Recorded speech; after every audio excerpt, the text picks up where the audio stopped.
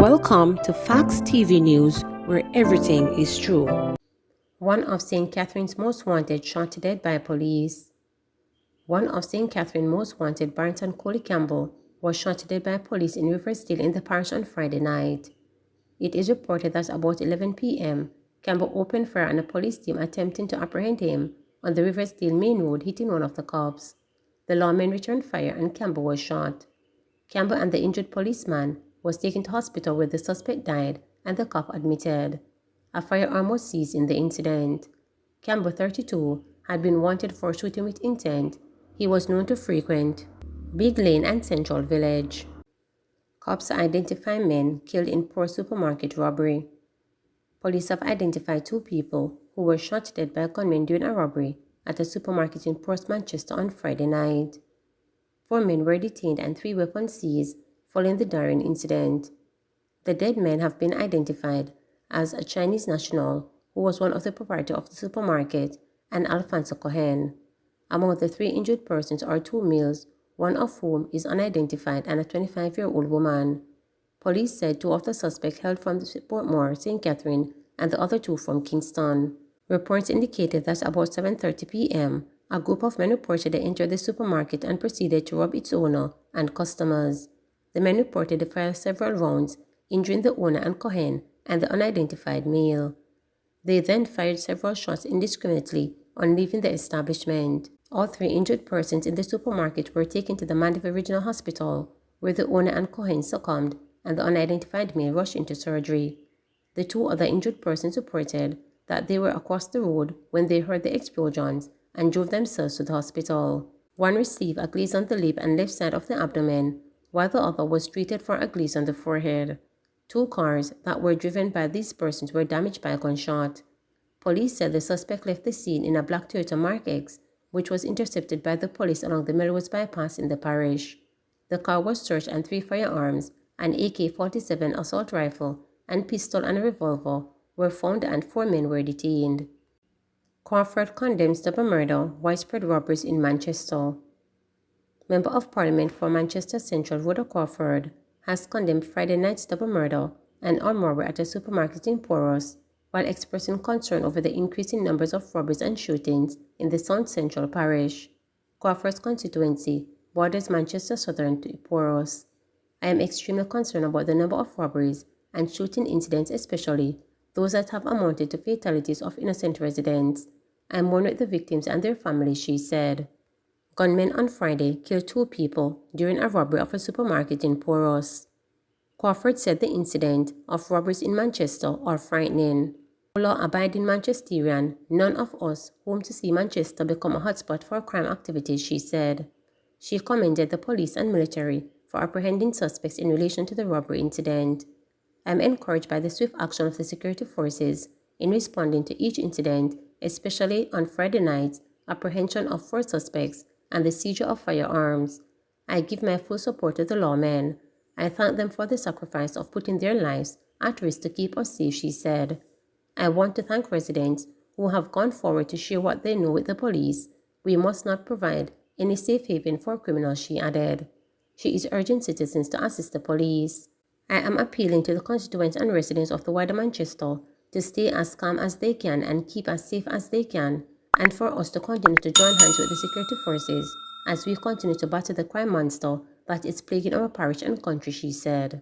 I am extremely concerned about the number of robberies and shooting incidents, especially those that have amounted to fatalities of innocent residents. I mourn with the victims and their families. It is very heartbreaking and frightening. No law-abiding Manchesterian, none of us want to see Manchester become a hotspot for criminal activities. I am, however, encouraged by the swift actions of the security forces in responding to each incident, especially last night's apprehension of 4 suspects and the seizure of firearms.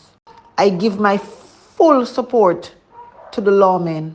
I thank them for the sacrifice of putting their own lives at risk to keep us safe. I want to thank residents who have gone forward to share what they know with the police. We must not provide any safe havens for criminals. and the criminals must know this. I am appealing to my constituents and residents of the wider Manchester to stay as calm as they can, to keep as safe as they can, and for us to continue to join hands with the security forces as we continue to battle the crime monster that is plaguing our parish and country. St. Catherine mother arrested for allegedly filming sex act between children. A St. Catherine mother has been taken into custody for making a video showing two children engaging in a sexual act. The incident allegedly occurred on Thursday, December 1 at the woman's home in Slagoville, St. Catherine. The woman was held by the Slagoville police in the St. Catherine North Division. The woman allegedly watched and filmed a sex act between her daughter and younger brother. The police received information about the crime and an investigation was launched. The woman was arrested and the two children moved to a place of safety. Floodgate in Bagwalk Gorge to be fixed after outcry from residents. The National Works Agency NWA has committed to fixing a floodgate at the northern end of the Bagwalk Gorge in St. Catherine, following an outcry from residents in the area. The gate has been wrecked from the concrete pillar to which it was attached and now resides on the roadside. The gate was activated to reduce risk to motorists whenever the recovery overfloods and the Bagwalk Gorge becomes impassable. Residents are concerned that the current situation could put motorists at risk. The gate popped off by some men about 2 months ago and nobody know how to fix it, said Norman Kelly, a driver. Teacher Denise Brown said, "Can you imagine the recovery flood out the road and some people just drive through as there is no working gate?" Some residents of Kent Village said there is an urgent need for the gate to be fixed. Manager of Communications and Customer Service at NWA, Stephen Shaw, says the matter will be addressed. The gates along the corridor are very important to the safety of all, so we'll be working to address this issue, he says. 2 men are being prosecuted for trying to breach one of the floodgates in the area in September. The gates were closed due to flooding in the gorge. 30 US-based criminals directing crime in Jamaica, targeted by JCF, says Anderson. The Commissioner of Police, Major General Anthony Anderson, says 30 individuals residing in the United States, who he described as influencer of crime and violence in Jamaica, are on the radar of the Jamaica Constabulary Force JCF and are being actively pursued. Anderson made the disclosure on Tuesday during a press briefing at the Office of the Prime Minister OPM, where Prime Minister Andrew Holness announced a declaration of 8 states of emergencies.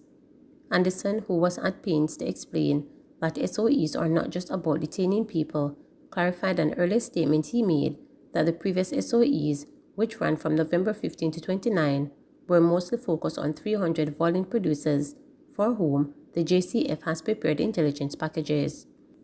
As the Prime Minister says, we are also working with our overseas partners of some of this. We have a target list of 30 who reside in the US who were doing some work on it, said Anderson. Those who are over there who believe that they are supporting violence and crime in Jamaica, and they are doing so without anybody paying any attention to them, they are sorely mistaken, the Commissioner warned. Along with our partners, we'll deal with the aspect of this also, he said. When asked by a reporter how many of the persons who were detained during the last round of SOEs were charged, Anderson admitted it was just a few.